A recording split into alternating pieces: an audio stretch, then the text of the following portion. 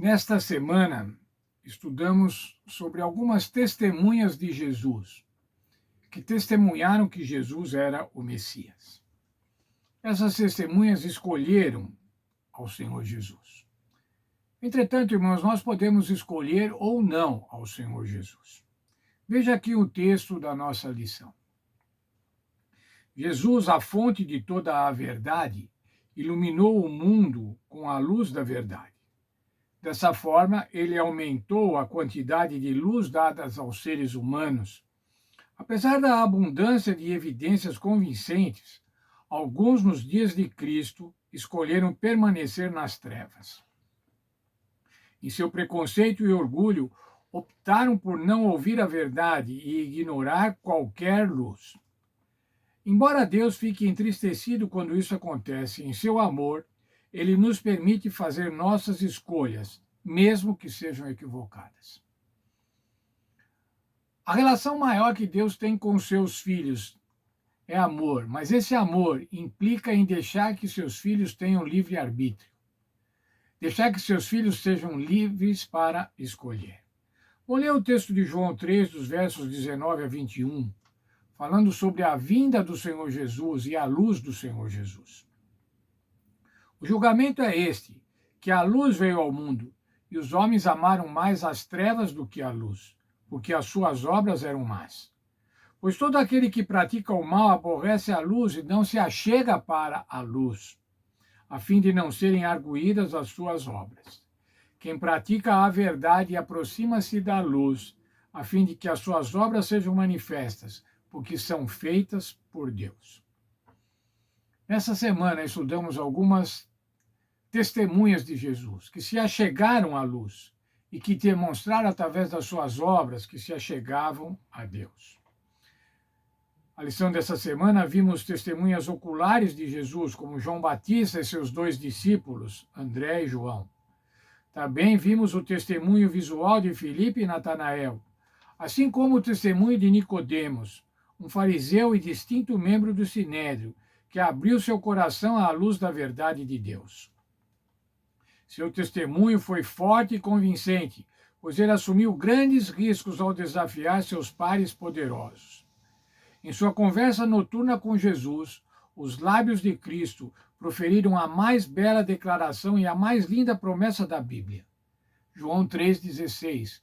Deus amou o mundo de tal maneira que deu seu Filho unigênito, para que todo aquele que nele crê não pereça, mas tenha a vida eterna.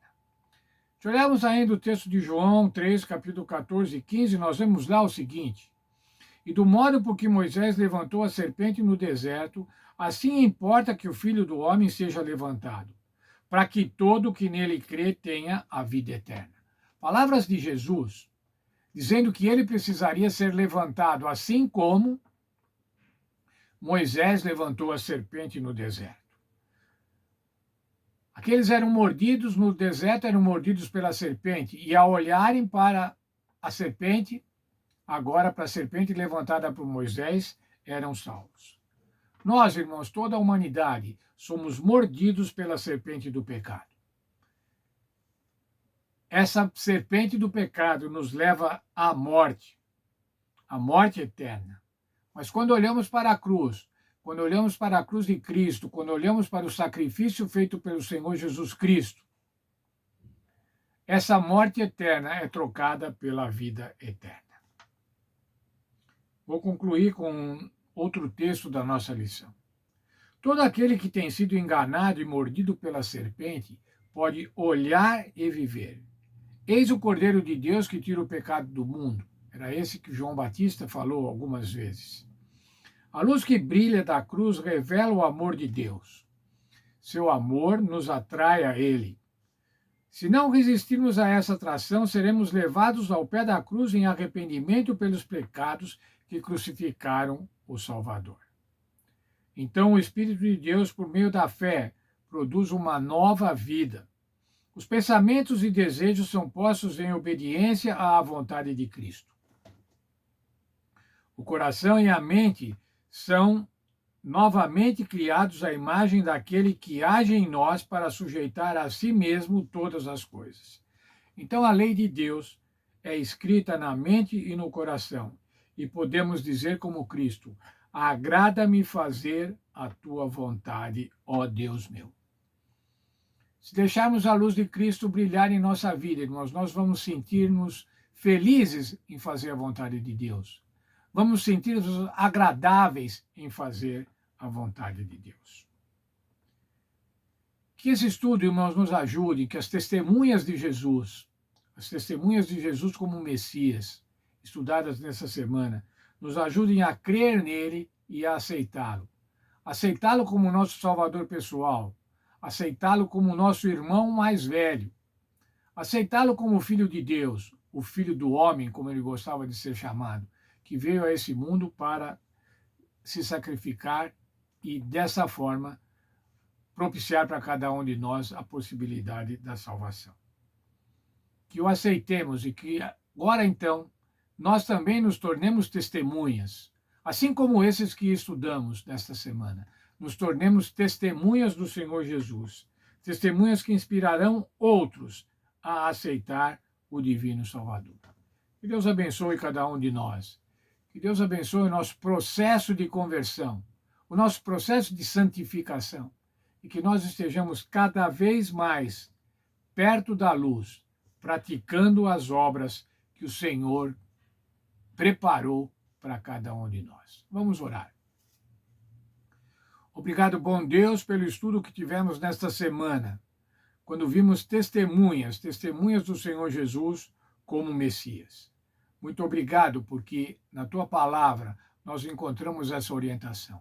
Especialmente, Senhor, porque encontramos na tua palavra o texto de João, no capítulo 3, no verso 16. Porque Deus amou o mundo de tal maneira que deu seu Filho unigênito para que todo aquele que nele crê não pereça, mas tenha a vida eterna. Por causa do amor de Deus, ele deu o seu Filho unigênito para salvar a mim e para salvar a cada um de nós. Deus nos abençoe, que sejamos sempre gratos e que sejamos recíprocos a essa salvação, fazendo a vontade de Deus, testemunhando também que o Senhor Jesus é o Messias.